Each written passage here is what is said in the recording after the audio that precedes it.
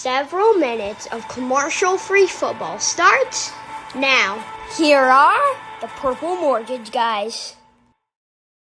Welcome to another episode of Purple Mortgage Guys. We got Goose here tonight. We got Tanner and myself, Brent. We're three guys that we're in the home loan business. We love doing home loans, but we love talking Minnesota Vikings football. So we've got our show going here. If you've not yet subscribed, please feel free to do so.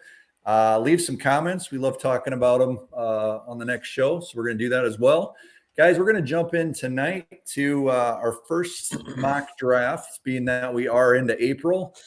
We want to address what we think is going to happen at 23 and look at some potential with who might be on the board and available. So, Goose, Tanner, we want to jump right into it, or you got any thoughts before we got started here? I think the one thing that I'd like to bring up real quick is I'm kind of surprised the Vikings didn't sign another corner. They might still do so before the draft, but our cornerback room is just very thin right now, and I think they have the ability to probably add 2 and maybe even 3 more guys before the season starts, if they'd like to. If they do it now, they leave themselves a little more flexibility come draft day. So yeah, I agree with you. That would be nice. Yeah. We're also seeing, Goose, some of those Kirk Cousins San Francisco rumors resurfacing. It feels like old news. Maybe it's a slow time to be a Vikings news reporter, so maybe that's why they're resurfacing. But we were talking before the show here. Neither of us see that happening, right? No, I highly doubt it. You hear that Kyle Shanahan's pretty infatuated with Kirk, but I doubt it. With how much they invested in Trey Lance and having a guy like Brock Purdy on the roster, I doubt that they pull off a big trade to bring a guy like Kirk in, at least at this point in his career. Tanner, yes or no? Kirk gets traded to the Niners. Not going to happen. Not going to happen. It's a waste of time. People are wasting their time making 45-minute podcasts talking about Kirk Cousins getting traded. Hey, we got it knocked out in 219, so yeah. Let's jump into our mock draft then. Goose, you got us all ready to go here? I'm ready. All right. What we're going to do is, for those of you not done a mock draft before, we're just going to simulate the first 22 picks. We may stop along the way if anything intriguing happens, and then we'll discuss what we see at 23 here. So, Goose, why don't you get us started? Yeah. We might also bring a mock where we kind of go pick for pick on the different teams. We thought, at least for this first one, the simulation will at least give us some variability that always tends to happen on draft day. If the Raiders reach on a player that no one was expecting them to pick, or kind of play the hands that are dealt to us. So with that said, let's get it started. Panthers are on the clock. All right, we got the Panthers with Bryce Young. Young. There's a surprise. Richardson, Levis before Levis. CJ Stroud. All the quarterbacks are all gone, so we could pause it right here. Yeah. The QBs are all gone in the first. What do we got? 7 picks? Through 9. Yeah. Well, I think the one big surprise to me actually is the Lions drafting Peter Skoronski. They already have like a super solid offensive line, and Taylor Decker and Penei Sewell are their tackles, so it doesn't really make much sense to me. Yeah. But if Bryce Young, Richardson, Levis, and Stroud are all gone in the first 7 picks, does that change the mindset of any of this? I think the only way we go quarterback in the first round is one of those 4 guys starts to fall. So like 15 or 16, yeah. Yeah. Otherwise, I think with Kwesi's background, his objective is going to be to move back. The hope would be that he's got 3-ish guys on his board that he feels pretty equal about, and he can move back and gain value. It's going to be all about value for Kwesi, and I think unless someone drops that they didn't expect, that the scouts and the coaching staff are in love with, I think we accumulate some picks on day 1. Okay. All right. Off we go. There goes our first wide receiver run. Christian Gonzalez gone. So if I'm watching this on draft night, top 3 corners gone, top 2 wide receivers gone, all the quarterbacks off the board. Does this give you the ability to look at the big board like as is? Like see who's still there? It's kind of tough to tell with like any names off the top of my head without. Yes, big board. Never mind. Well, I'm afraid if you, I was going to say if you click that, it's going to ask you to leave. Well, let's let it roll a couple more picks here, and then you'll see the. Yeah. My one comment on this was going to be, all right, top players at each major position of need gone. At this point, I'm going, all right, let's let it ride to our pick, see what we get offered for our pick, and go from there. Joey Porter to the Steelers. That's a very common one with the lineage. All right. So initial thoughts for me. You look at the top board, not necessarily our biggest needs. Edge, tackle, running back, tight end. And then we get into the wide receivers and corners. Yeah, we got lots of flexibility here. This is good. So this is going to be an interesting conversation because Tanner loves Jordan Addison. Yeah. Well, I also like that guy at the top of the screen. Bijan. Yeah. There's no way you're taking a running back, though, right? I'll take Bijan if he falls to 23. He's a top 10 player in this draft.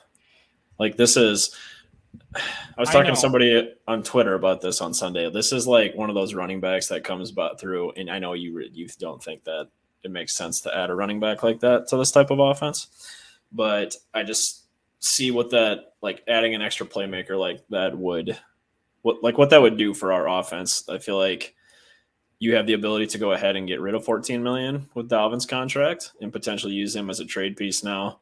And you bring in a rookie running back on a, potential 5-year deal here now. So if pay him a ton of money to be a playmaker for you, would they have to trade Dalvin before this all happens? Otherwise, not necessarily, because I think you're probably looking at like, what's the best case scenario for Dalvin Cook? A 4th round pick, maybe. Well, I think if Bijan's on your roster, you're getting a future 7th, and That's what I mean. Like his value drops, doesn't it? So it's not just like what you're getting in return for him, though.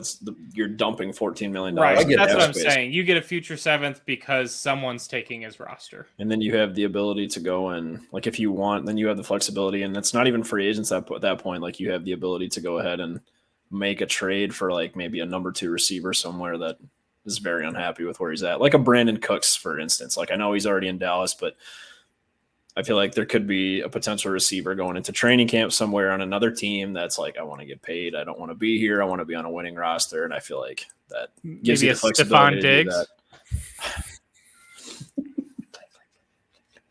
I actually was going to bring this up, though, because Myles Murphy's at the top, and we're talking about Dalvin Cook, but I also feel like this is a scenario where if you want to go edge rusher and you feel like Myles Murphy is the best guy on your board at this point, you already have Marcus Davenport, Danielle Hunter. If you want to dump Zadarius Smith, you draft Myles Murphy, and that is also, Zadarius is a solid piece that you can get trade compensation for, I think, on day 2 of the draft. Like we're just really short picks right now. Like we only have 5 draft picks going into the draft, and whether they trade back or trade some sort of. So what does Quasey Weber do on draft day if this is what he's staring at 23? Trading back? And this let's look at our offers here. Okay, the Colts. Does this give you offers? Yeah. I thought you had to pay premium for that. No, we would have to use your login.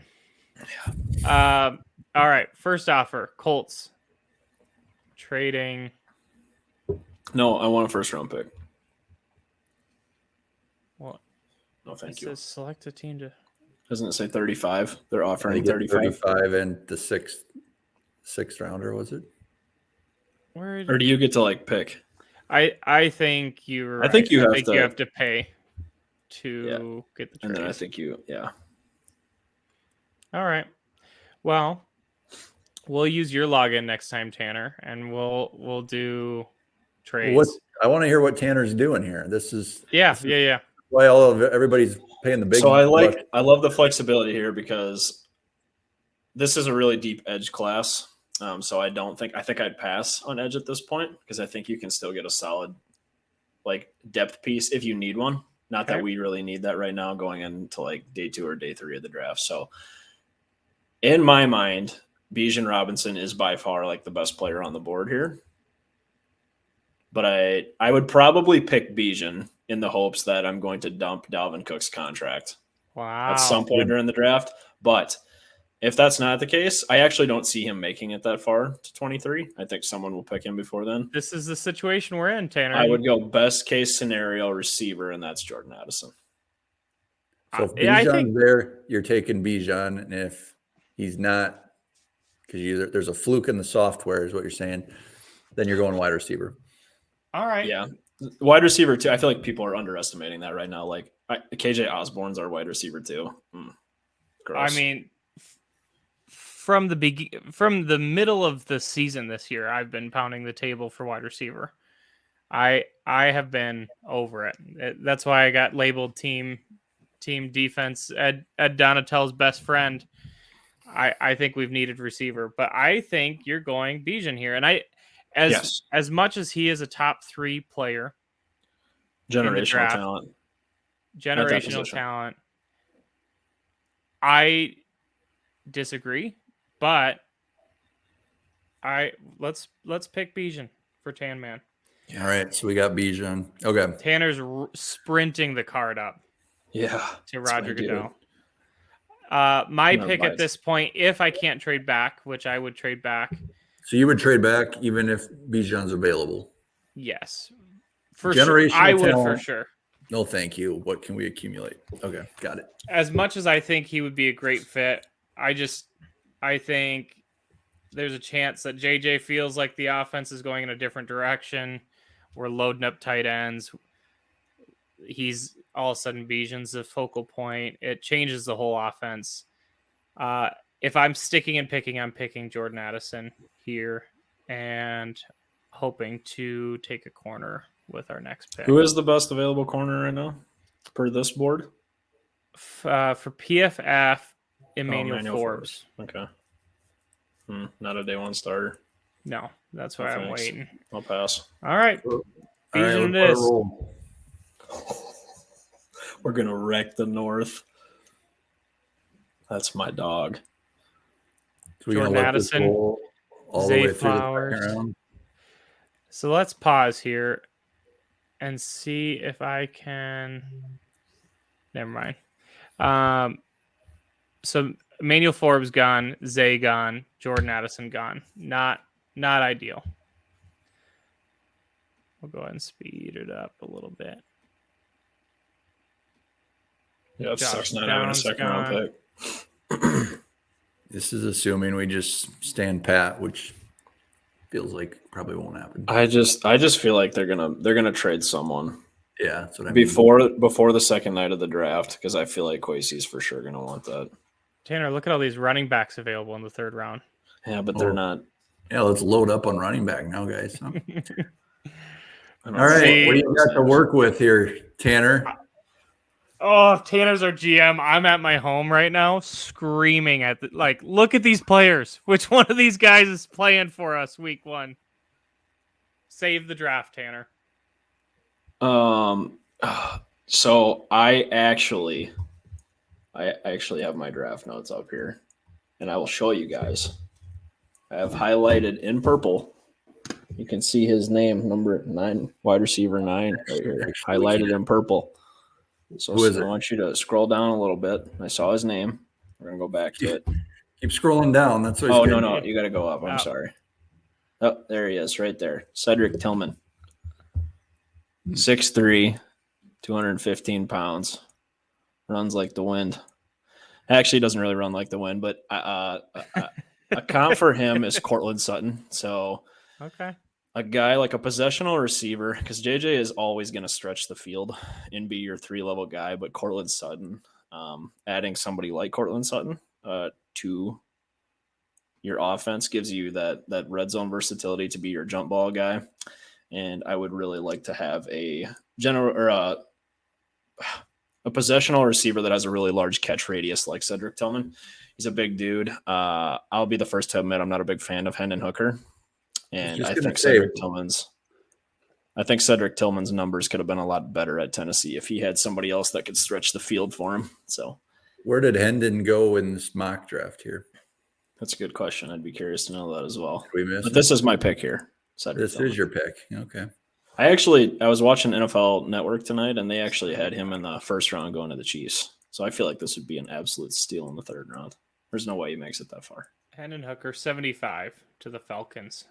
Okay. They double down on another iffy quarterback. All right. Goose, Cedric what do you Tillman say? it Do is. you agree with that? I mean, I would never, ever pick Bijan as good as he is. This might be my next Aaron Donald take. I think Bijan's going to be insane. The value at that position with what we already have, I just can't do it. And the needs that we have. But $14 million. Yeah. Look what Think you about could do that. with that. Look what you could do Oh. with $14 million. Pay Bijan when his contract is up. I think in today's NFL, you don't need anything more than Alexander Madison and a Ty Chandler and whoever you want to draft in the 6th round. Yeah, but Tanner already signed 3 corners before we started the draft here tonight. So we're Thank set God. there. I did. I want competition. Hey guys, this is where I jump in and say, if anyone's still watching this 16 minutes in, let us know if you like Kwesi Weber's picks or if you think we're screaming for a new GM at this point. I want comments so we can talk about this on the next one. So throw your comments in there. Hit subscribe if you've not already done that, so you know when the next one's coming. Here comes Tanner's grade. Let's see what Kwesi Weber got for a grade here. Maybe. I might kill it. Oh, I don't think it's going to show you. What is this? Does it give you like an X button? Get out of there. Apparently, I'm just stuck in this for the rest of eternity now. This is embarrassing. This is great. If anyone knows how to get out of this, throw it in the corner. The top right corner of this box doesn't give you an X button? Doesn't tell you to. Oh my gosh. Well, let's hear it. What do you think we got for a grade? I'm going to say if you land Bijan Robinson at 23 and get a receiver that should be like potential first round pick in the 3rd round, that's an A all day long. Yeah, okay.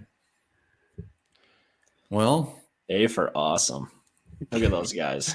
Tanner's happy with it. A couple different shades of orange on our team. I like it.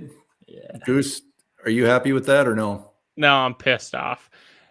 We've got Chris Boyd starting at corner week 3 when. Oh, Tanner's addressed that in free agency and via trade. Yeah, maybe. with Chris Boyd. Chris he Boyd's sitting on re-signed- his mom's couch right now, dude. Tanner re-signed Chris Boyd in the 3rd stage of free agency. I would never re-sign Andrew him. He's a Booth gets turd. injured week 1, and Chris Boyd is our starting outside corner. But Bijan is toting the rock. I would sign you to play corner before Chris Boyd. Well, We're just going to score 50 every week. We don't have to worry about defense. yeah. All right. Well, there you have it. PMG mock draft 1.0. I would say 2.0 can only get better. So Will be better. be back with the premium services logged into Tanner's account. It's going to be great. We're going to have grades, see the big board, all that fun stuff. So guys, it's fun. Throw some comments in there if you're still watching. Love to hear what you guys think. And we will be back with you again here before you know it. Have a great night, everybody.